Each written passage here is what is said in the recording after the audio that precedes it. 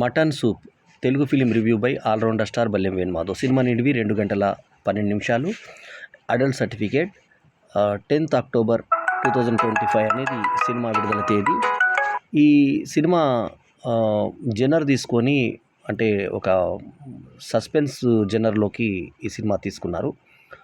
రమన్, వర్ష Vishwanath, Gemini Suresh, Govind Srinivas, Shivraj, SRK తదితరులు నటించిన ఈ సినిమాకి రచనా దర్శకత్వం రామచంద్ర వట్టికోటి.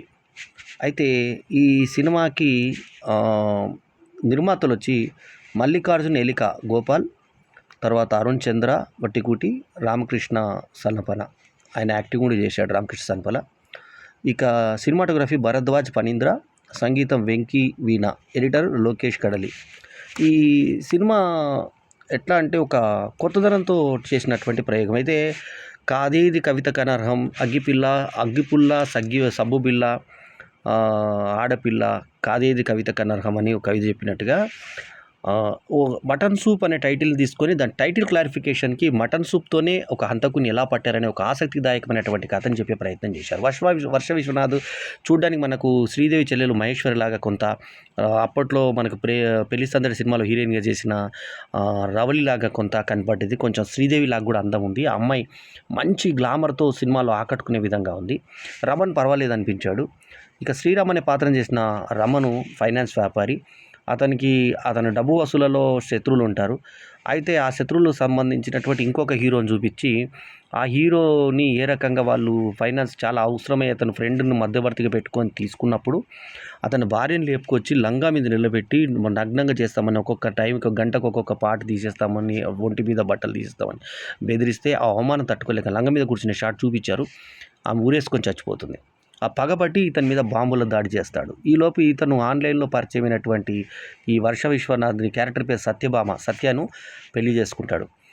ఆ పెళ్ళి ఎలా జరుగుతుందంటే వీళ్ళు చేసుకోడు. అక్కడ బజరంగ్ దళ్ వాళ్ళు ప్రేమికుల రోజు February 14th రోజు వీళ్ళు కనబడితే వెంటనే పెళ్లి చేస్తారు. చేసిన తర్వాత ఇది చేయించిన పెళ్ళి అని చెప్పి తర్వాత మనకు సస్పెన్స్లో రివీల్ అవుతుంది. సో ఆ పెళ్ళి తర్వాత కాపురం పెడితే వాళ్ళ అన్న ఇంట్లోంచి వెళ్ళగొడతాడు. ఈయనకు చాలామంది అన్నలు ఉంటారు. ఒకడేమో జెమిని సురేష్. అయితే జెమిని సురేష్ ప్రత్యేకత ఏంటంటే అతను ఇన్స్పెక్టర్ పాత్ర చేశాడు. ఆ పాత్ర పేరు శివరాము. అయితే ఇక్కడ సురేష్ చేసినటువంటి క్యారెక్టర్కి ఇక్కడ కూడా పోలీస్ ప్యాంట్ వేస్తారు కానీ షర్ట్ వేయరు. ఇక్కడ ఎందుకు వేయరు అనేది చూపించారు. బడ్జెట్ ప్రాబ్లం అనుకుంటా. ఒకసారి మాత్రం పోలీస్ జీప్ వెనకాల చూపించాడు బ్యాక్ డ్రాప్గా. అక్కడ దాని మీద కాళ్ళు అట్లా టైర్ మీద కాలు పెట్టుకొని జెమిని సురేష్ మాట్లాడతాడు. ఇన్వెస్టిగేషన్ అంతా చేస్తాడు. ఆ మధ్య నా కార్యక్రమానికి వచ్చి నాతో సెల్ఫీలు దిగినటువంటి సునీత మనోహర్, ఒకప్పుడు ఆమె మనకు మంచి పరిచయం ఉన్నటువంటి వ్యక్తి. ఆమె ఇందులో తల్లి పాత్ర చేసి చాలా అద్భుతంగా మెప్పించింది. సో సునీత మనోహర్కి ప్రత్యేక అభినందనలు. చాలా బాగా చేసింది ఆమె. సో ఆమె ఈ క్యారెక్టర్కి మదర్ క్యారెక్టర్కి సెట్ అయింది. చాలా అద్భుతంగా చేసింది క్యారెక్టర్. అట్లాగే జెమిని సురేష్ కూడా తనకు డ్రెస్ ఇవ్వకపోయినా, ఆ పోలీస్ డ్రెస్ ఇవ్వకపోయినా కూడా అద్భుతంగా చేశాడు. కథ అంతా ఒక మనకు వేరే వ్యక్తి చెప్పినట్టుగా చెప్పి ఇప్పటిదాకా నేను చెప్పిందంతా నిజమైన కథనే, కానీ క్లైమాక్స్ మాత్రం అబద్ధం అంటూ 2 రకాల క్లైమాక్స్లు మనకు చూపిస్తారు. హీరోయిన్ చేసిందనేది చూపించి ఆ తర్వాత ఏం జరిగింది అనేది చూపించి షూటింగ్ ఎలా చేశారు, ఇతను హీరోయిన్ తనను కాల్చుకొని అతను ప్రియుని చంపి తనని చంపినట్టు చివరిలో చూపించి మళ్ళీ అది జరిగింది వీడు ఎవరైతే హంతకుడు దెబ్బతిన్నారు శ్రీరామే అతనే వాళ్ళిద్దరిని కాల్చాడు అన్నది చూపించి అది డిఫరెంట్ క్లైమాక్స్గా ప్లాన్ చేశారు. అది ప్లస్ అనిపిస్తుంది. అది డిఫరెంట్ తీరుగా చెప్పే ప్రయత్నం చేశారు. కాకపోతే ఎడిటింగ్ చాలా ల్యాగ్లు అనిపించాయి. మ్యూజిక్ మాత్రం బాగుంది. అందులో ప్రాయం అనే పాటలో మంచి వంపు సొంపులు చూపించి ఆ తర్వాత లిప్ లాక్లు చూపించేటువంటి అవకాశం ఉన్నా కూడా మంచి చక్కగా వాడుకున్నారు లిప్ లాక్ని. ముఖ్యంగా వర్ష విశ్వనాథన్కును ఇతను శ్రీరామ్ క్యారెక్టర్కి లిప్ లాక్లు ఇచ్చారు. బాడీ ఎక్స్పోజింగ్, నాభి మందలాలు చూపించడం, మొత్తానికి ఒక రాఘవేంద్ర టైప్లో సాంగ్స్ బాగా తీశారు. మంచిగా అనిపించినాయి ఈ పాటలు. ఉన్నంతలో వాళ్ళకున్న బడ్జెట్లో బాంబులు బాస్ట్లు అన్నీ పెట్టి మొత్తానికి పారిపోయిన అతను ఎవరు హత్య చేశారనే దానికి సెకండ్ హాఫ్ అంతా సస్పెన్స్ లీడ్కు తీసుకొని రివీల్ చేసినటువంటి విధానం బాగుంది. ఇది నిజ జీవిత సంఘటన ఆధారంగా చేశారని చెప్పారు. సో ఇది కథ ఏంటంటే రిప్లేస్మెంట్ ఆఫ్ ప్రియుడు in place of husband.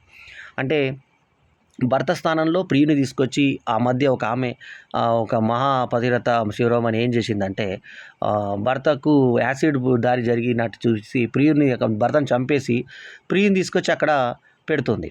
So అటువంటి ప్రయోగం చేసినటువంటి ఒక భార్యామణి ఏ ప్రయత్నం చేసింది, ఆ తర్వాత ఆ ప్రయత్నంలో ఆమె దొరికిపోయిన తర్వాత ఏం జరిగింది అనే విధంగా మనకు ఈ సినిమా కథ ఉంది. సో ఆ నేపథ్యంలో ఆమె దొరికిపోయేటువంటి విధానము ఎట్లా జరుగుతుందంటే సేమ్ ఒకటేలాగా అనిపించేటువంటి వ్యక్తులు ఉన్నప్పుడు ముఖం మీద యాసిడ్ ఎందుకు దాడి చేస్తుంది అనే దానికి లాజిక్ అనేది లేదు. సో అంటే సొంత ప్రియుని మీద ముఖం మీద దాడి చేస్తుంది. దానికి ఏమంటుందంటే ఆమె ఇట్లా అని పుష్ప లాగా నేను తయారు చేసుకుందాం అనుకున్న ఫేస్ని అని అంటుంది. అది ఎంత ఇల్లాజికల్గా అంటే అంత ఇల్లాజికల్గా మనకు అనిపిస్తుంది. ఎందుకంటే అట్లా ఎవరైనా చేస్తారా?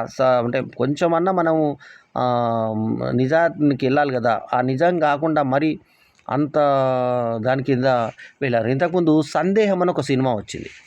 ఆ 'సందేహం' సినిమా ఇది 'సందేహం'. ఈ 'సందేహం' సినిమాలో కథ కూడా ఇదే కథ మీద తీసుకున్నారు. ఆ తర్వాత 'ముఖ చిత్రం' అని ఒక సినిమా